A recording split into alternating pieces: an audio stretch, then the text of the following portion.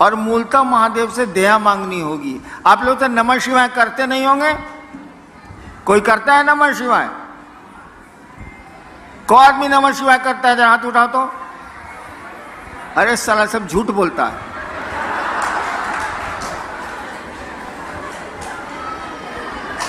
अच्छा एक बात बताओ, जरा शांत हो जाइए भाई साहब। सांस जब भीतर आती है, हर एक आदमी की सांस आती है, सांस जब भीतर आती है तो नमः आया अपनी गति में। आपको तेज कम नहीं करना है, जैसे सांस चल रही है उसी गति में।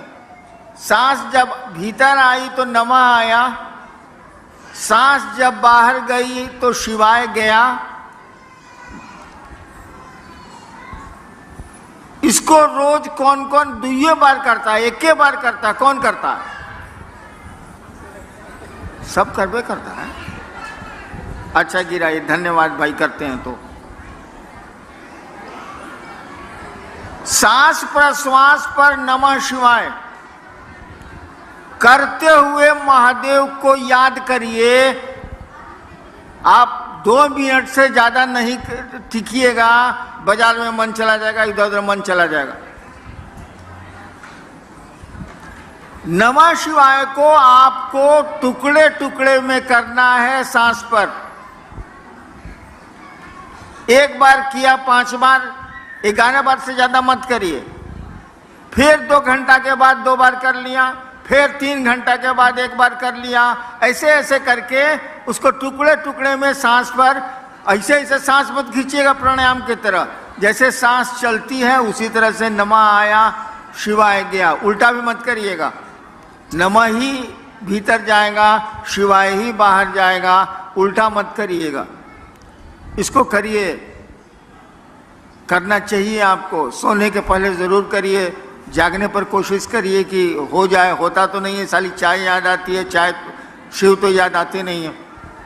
लेकिन जब भी जहां भी मौका मिले इसको करिए। चलो, एक भाई ने पूछा है कि गुरु ने जो आदेश दिया उसको करने से उनकी दया मिलती, छोड़ दीजिए उसको। हम लोग बाप भी हैं, कुछ माँ भी हैं, यहाँ कुछ बच्चे भी हैं। आप अपने बेटा को कहते हैं कि जाओ एगो आम पीस के तो आम तोड़ के पेड़ से लाओ, आज जबकि आम का पेड़ उसके हाथ में है, टूट जाएगा हाथे से, अब नहीं जाता है। 5 दिन उसको कहिएगा अरे जो न रहे चटनी खाएला है, अम्मा एगो तोड़ के लाना, अब नहीं जा रहा है। दूसरे एगो बेटा को कहते हैं कि जाओ ना यार वो आम तोड़ के लाओ ना, चटनी खानी, वो तोड़ के बेचारा ला देता है। तो किसको ज्यादा मानिएगा, जो चटनी आम तोड़ के ले आता है उसको, कि जो आम तोड़ के नहीं लाता है उसको? बेटा दोनों है, कोई काम पड़ेगा तो उसी को न कहिएगा। तो गुरु का जो आदेश करेगा, गुरु की दया उसी पर न होगी। गुरु कह रहा है कि टांग ऊपर मुड़ी नीचे, आप कह रहे हैं कि नहीं टांग नीचे मुड़ी ऊपर, ये कैसे चलेगा? गुरु कह रहे हैं कि दूसरों को समझाओ, दिन भर गप मारिएगा। हम मसान में रहते थे, मसान के लोग कम बोलते हैं, वहां किससे बात करिएगा? अब मेरी शादी हुई 1972 में, जिस दिन शादी हुई उस दिन रात भर मेहरारू के साथ गुटरगुई की हैं। दिन भर रात भर बकर बकर करते हैं। कहा गया कि जरा महादेव के बारे में गप करिए, तो हो ही नहीं रहा है।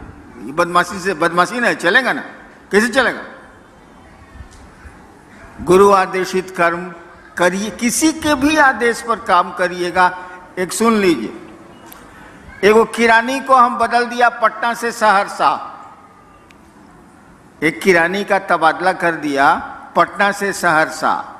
आया, आते आते गोड़ धर लिया मेरा ऑफिस में कि सर मेरा परिवार पटना में रहता है, उसको हमको सर छोड़ दीजिए सर, हम पटना में रहना चाहते हैं।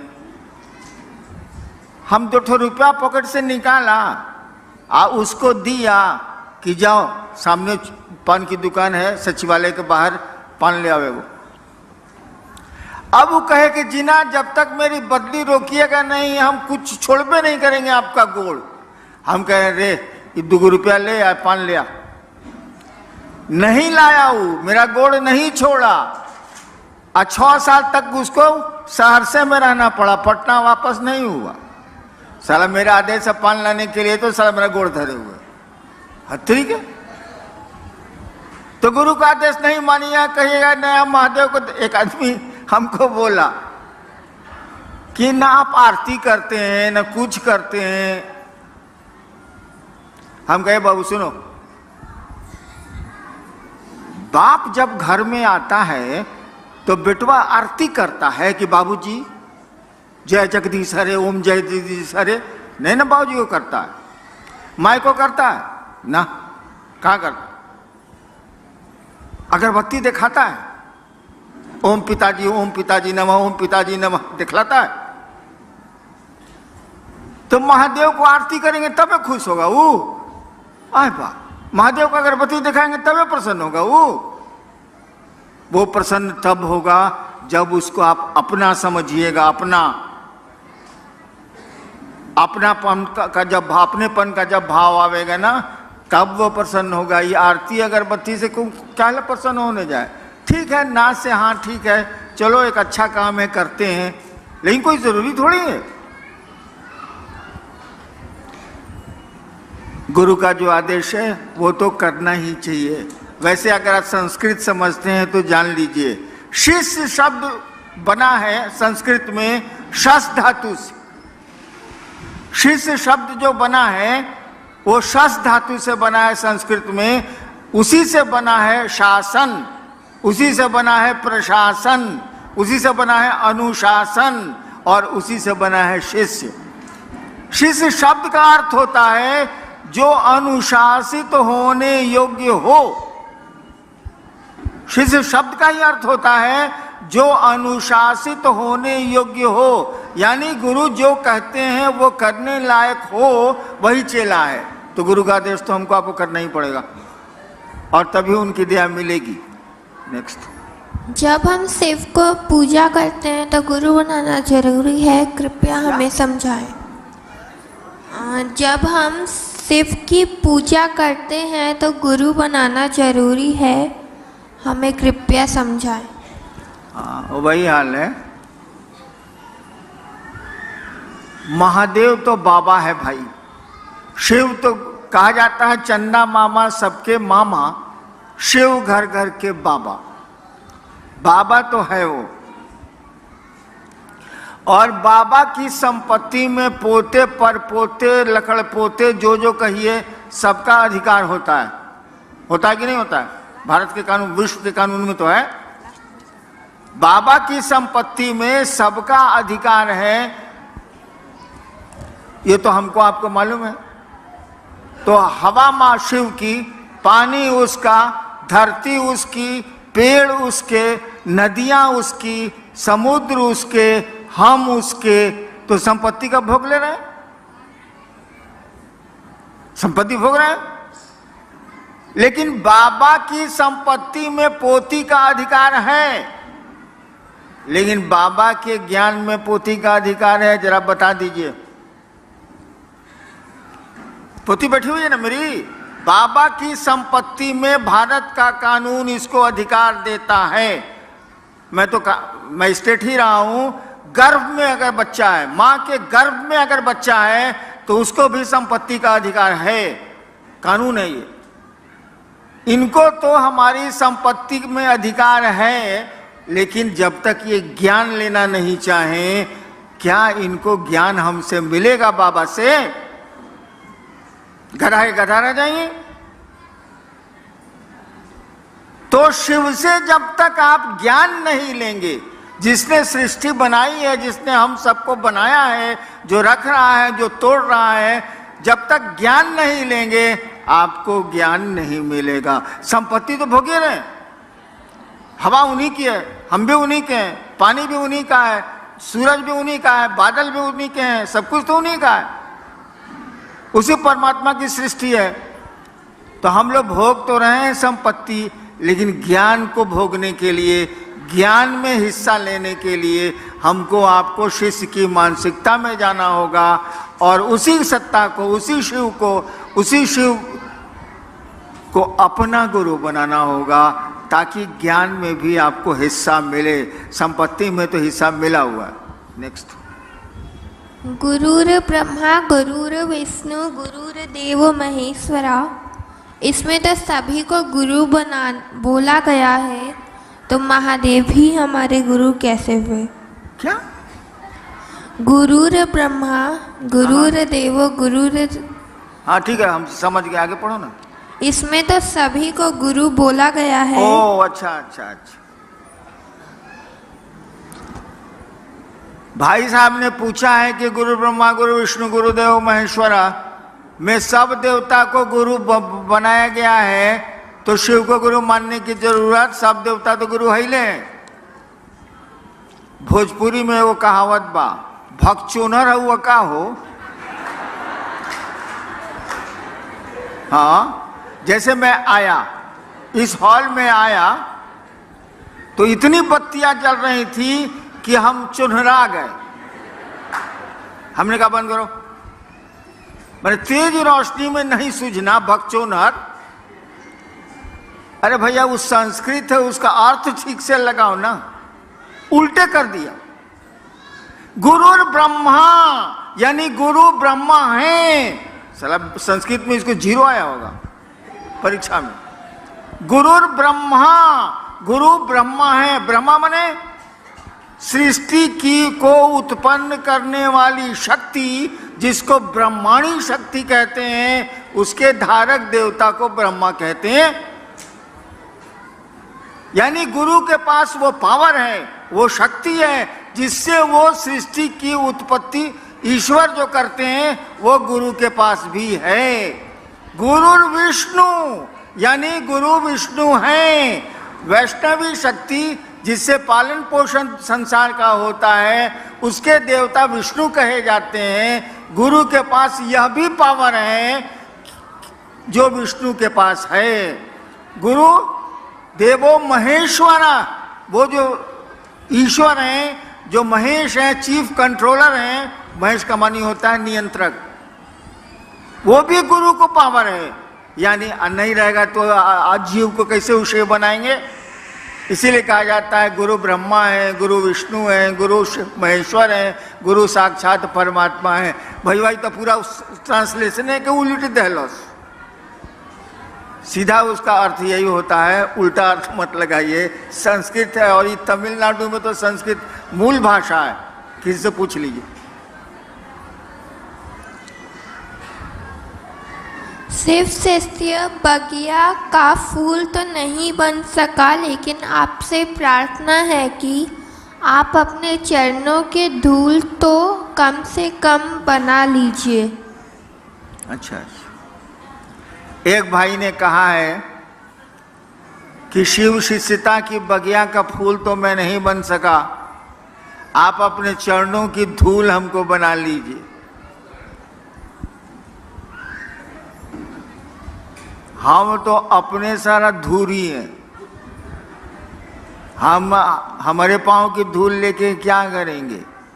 हमारे तो गुरु शिव हैं, उनकी धूल ही लीजिए तो कुछ काम भी बन जाए, कुछ जगत भी ठीक हो जाए और कुछ पारलौकिक जगत भी ठीक हो जाए। मेरी धूल लेके क्या करेंगे। जैसे आप हैं वैसे हम हैं, आप भी शिव के शिष्य हैं, हम भी शिव के शिष्य हैं, दोनों में कोई फर्क तो है नहीं। नेक्स्ट, मेरा बेटा शिव से को गुरु मानने के लिए तैयार नहीं, तो हाँ, क्या करें? एकदम ठीक है। एक भाई ने पूछा कि मेरा बेटा महादेव को गुरु मानने के लिए तैयार नहीं है, इससे बढ़िया बातें नहीं हो सकती है, छोड़ दीजिए। जो कहे ना, समझ लीजिए एक दिन वहां कहेगा। जो कहे हाँ, चलो वो तो ठीक है, बाद में ना कह सकता है। और जो कुछ नहीं बोले, ना हाँ ना ना ना, उस साला बड़ी खतरनाक होता है। जो ना कह दिया वो एक दिन हाँ कहबे करेगा, जाएगा कहाँ वो? तो बेटवा नहीं मान रहा है तो मानेगा एक दिन जरूर। अगर बेटवा कुछ नहीं बोलता है, चुप, तो समझ लीजिए सारी डेंजरस, कुछ नहीं करेगा ये।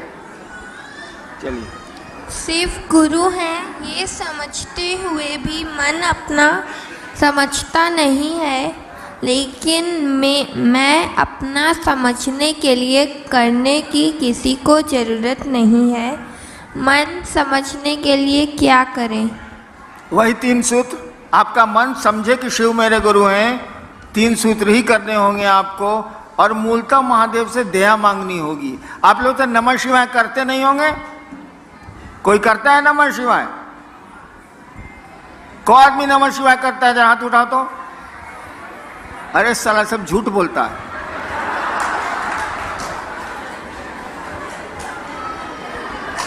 अच्छा एक बात बताओ, जरा शांत हो जाइए भाई साहब।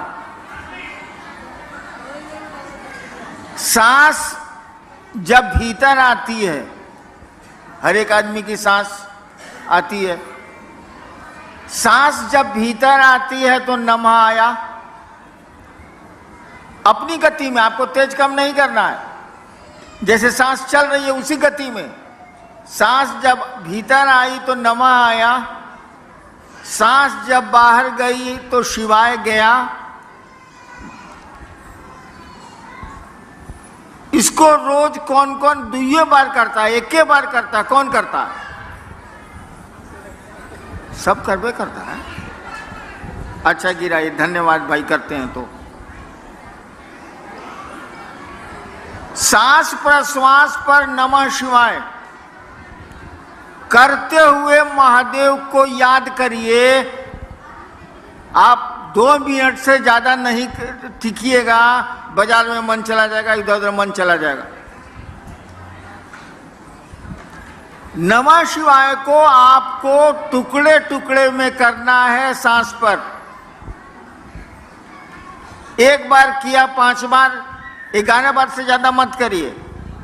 फिर 2 घंटा के बाद 2 बार कर लिया, फिर 3 घंटा के बाद 1 बार कर लिया। ऐसे ऐसे करके उसको टुकड़े टुकड़े में सांस पर, ऐसे ऐसे सांस मत खींचिएगा प्राणायाम की तरह। जैसे सांस चलती है उसी तरह से नमः आया, शिवाय गया। उल्टा भी मत करिएगा, नमः ही भीतर जाएगा, शिवाय ही बाहर जाएगा, उल्टा मत करिएगा। इसको करिए, करना चाहिए आपको। सोने के पहले जरूर करिए, जागने पर कोशिश करिए कि हो जाए। होता तो नहीं है, साली चाय याद आती है, चाय शिव तो याद आते नहीं है। लेकिन जब भी जहां भी मौका मिले इसको करिए। चलो, मैं अपने गुरु महादेव के साथ साथ साहब श्री से विनती करता हूँ कि एक बार सेलम तमिलनाडु की धरती पर अपना पैर रखते, ताकि मेरे गुरु महादेव का 3 सूत्र तेजी से हो जाए। इसके लिए मैं साहब श्री से दया मांगता हूँ। सेलम आने के लिए मुझको निमंत्रण दिया जा रहा है।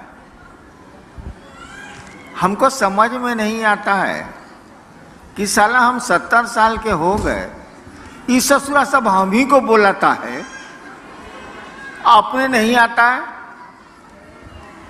गजब हाल है। वैसे मौका मिलेगा तो मैं जाऊंगा, लेकिन क्या मौका मिलेगा यार। पुरान गाड़ी, हॉर्न बजता नहीं है, गाड़ी को चलाना पड़ता है। गाड़ी चलती है तबे कहती है हट न तो चिप देव, हट न तो चिप देव, हट न तो चिप देव। क्या करें यार।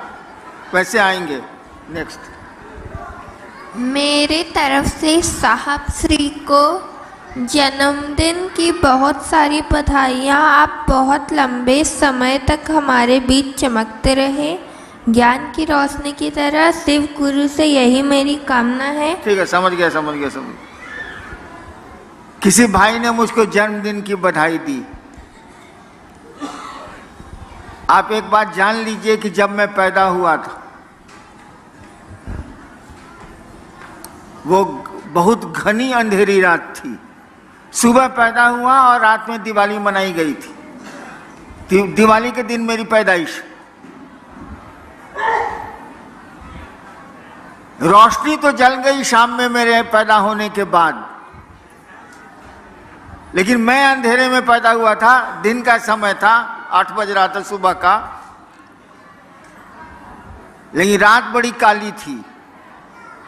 मेरी जिंदगी भी काली है, खुशियां नहीं है मेरी जिंदगी में, लेकिन सोचता हूं कि आपकी जिंदगी में खुशियां आ जाएं तो मेरी जिंदगी भी खुशहाल हो जाए। मैं अपने जन्मदिन से कभी प्रसन्न नहीं हूं, न होऊंगा। दूसरों की जिंदगी में अगर खुशियां ला सकें आप, दूसरों की जिंदगी में प्रकाश रोशनी दे सकें आप, इससे बड़ा आपका आना कुछ भी नहीं है। अगर जीवन को सार्थक करना चाहते हैं हम आप, तो दूसरों को रोशन करें, दूसरों के रास्ते को प्रकाशित करें, दूसरों की जिंदगी को खुशहाल बनाने की कोशिश करें और शिव से जोड़ेंगे। इससे बड़ी खुशी का दिन कुछ नहीं हो सकता है, वो लौकिक जगत का हो या पारलौकिक जगत का हो। चलिए मैं अब चलता हूं, आप लोगों को प्रणाम मैं निवेदित करता हूं। लेकिन अब आऊंगा मैं चेन्नई तभी जब आप बुलाएंगे, और बुलाने का कारण होगा कि आपने महादेव का काम बढ़ा लिया, लोगों को शिव गुरु से जोड़ लिया।